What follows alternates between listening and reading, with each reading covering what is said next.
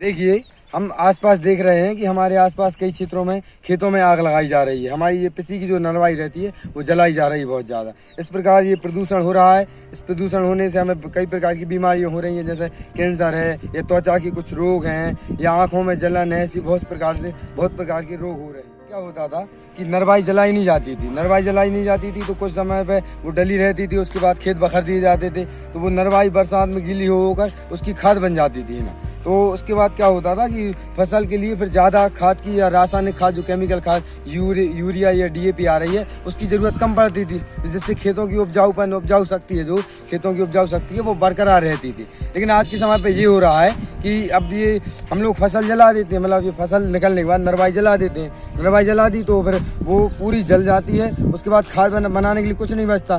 जो उससे जलाने से होता क्या है कि मिट्टी में जो बहुत से तत्व पाए जाते हैं, जैसे नाइट्रोजन, फास्फोरस और कैल्शियम, ये पेड़ पौधों को अच्छे उगने में और फसल को अच्छा बनाने में मदद करते हैं। लेकिन हम क्या करते हैं, नरवाई को जला देते हैं। नरवाई जलाई हम लोगों ने तो वो उसके साथ वो पदार्थ जो रहते हैं वो निष्क्रिय हो जाते हैं। जैसे निष्क्रिय हो जाते हैं तो हमें फिर यूरिया या डीएपी इनकी खादों की जरूरत पड़ती है। केमिकल खाद जो केमिकल खाद होते हैं उनका यूज़ करना पड़ता है। इसलिए क्योंकि वो मतलब ये जो पहले जो पदार्थ बचे हैं उसमें नाइट्रोजन, फास्फोरस निष्क्रिय हो गए हैं, जब बचे नहीं हो उसमें, है ना। तो उसके लिए फिर हमें डीएपी या फिर यूरिया खाद डालनी पड़ती है, जिससे फिर वापस शक्ति आ जाती है, ज़मीन की उपजाऊ शक्ति रहती है वापस आ जाती है। लेकिन धीरे धीरे हर साल जो है नरवाई में आग लगाना बंद करना होगा और समझदारी दिखानी होगी, है ना। कि हम अब थोड़े मतलब आधुनिक किसान बन चुके हैं, इसलिए हमें नरवाई में आग लगाना बंद करना होगा, जिससे हमारी प्रकृति जो है ना, प्रकृति पर्यावरण जो है वो स्वच्छ हो सके।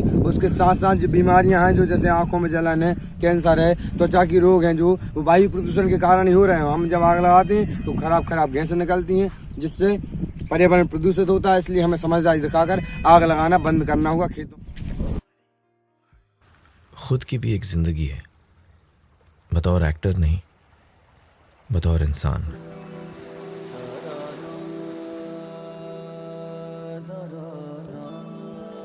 अपनी जिंदगी जीते हुए बहुत सारी बातें जहन से आकर टकराती हैं। अखबार पढ़ता हूँ, न्यूज़ देखता हूँ, दोस्तों से मिलता हूँ, अलग अलग लोगों से बातें करता हूँ। बहुत कुछ मन को लगता है।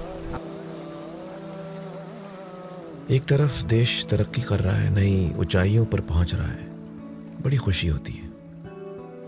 अपने हिंदुस्तानी होने पे बड़ा फक्र होता है। लेकिन दूसरी तरफ समाज के कई कड़वे सच भी हैं जिन्हें हम देखना नहीं चाहते। उनसे आंखें मिलाता हूं तो परेशान हो जाता हूं, उदास हो जाता हूं।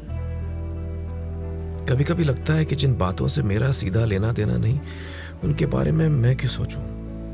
मेरी जिंदगी तो ठीक ठाक चल रही है, मुझे क्या फर्क पड़ता है। लेकिन फर्क पड़ता है। मैं भी तो इसी समाज का एक हिस्सा हूं।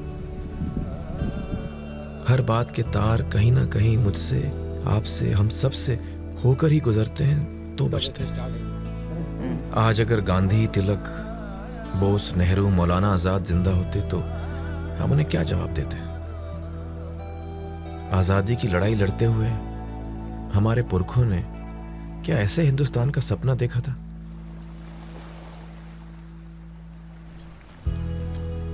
इसलिए आपकी सिर्फ हंगामा खड़ा करना मेरा मकसद नहीं।